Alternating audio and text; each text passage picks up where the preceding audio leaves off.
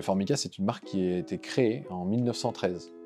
Donc c'est une marque qui a déjà plus de 100 ans, dont nous sommes très fiers, puisque c'est elle qui a inventé le stratifié haute pression et qui rapidement, dans les années 20 puis des années 30 aux États-Unis, a pris un tournant plutôt décoratif et qui a connu un grand succès dans ces années-là, puisque des années 50 aux années 70, on a vu tout l'essor du design dans le résidentiel, donc chez monsieur et madame tout le monde qui voulait s'acheter une table un peu particulière, un buffet un peu particulier. Donc c'est de là que vient l'histoire de Formica et toute cette mémoire que l'on a en tête avec un Formica qui fait souvent sourire parce qu'elle nous rappelle un souvenir. Formica a toujours été au plus proche des étudiants parce qu'elle s'en est toujours donné la mission de devoir éduquer la génération future pour pouvoir passer à la génération d'après elle-même.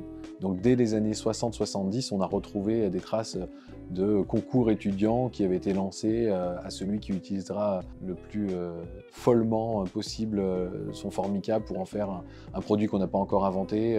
C'est comme ça que ça a donné lieu historiquement aussi à des nouvelles pièces, à des nouvelles utilisations.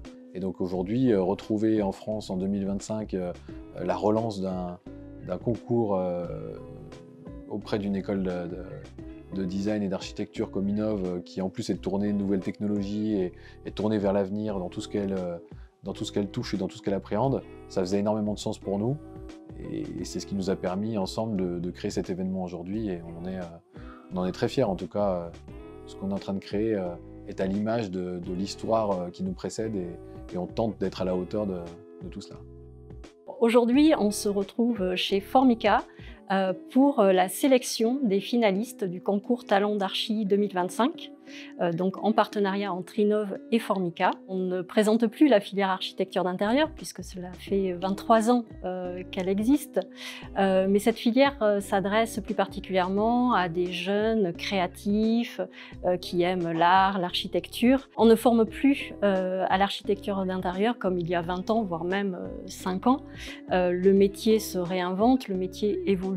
Et donc chez Innov, on travaille également à faire évoluer la formation en formant nos étudiants à tous les aspects techniques du métier et également en ajoutant dans nos formations des thématiques telles que l'éco-rénovation, les énergies renouvelables, la performance énergétique, qui sont des enjeux stratégiques aujourd'hui. Formica est venu vers nous spontanément puisqu'ils ont cette culture du concours étudiant depuis plusieurs années. Ce partenariat, il fait sens car Formica, marque iconique que tout le monde connaît, cette marque va permettre à nos étudiants de se challenger et de travailler avec des matériaux de qualité pour montrer de quoi ils sont capables. Personnellement, j'ai été ravie de travailler sur ce projet. La sélection a été très difficile, telle la qualité était au rendez-vous, donc très compliqué de départager les étudiants. Il y a eu beaucoup de débats et finalement,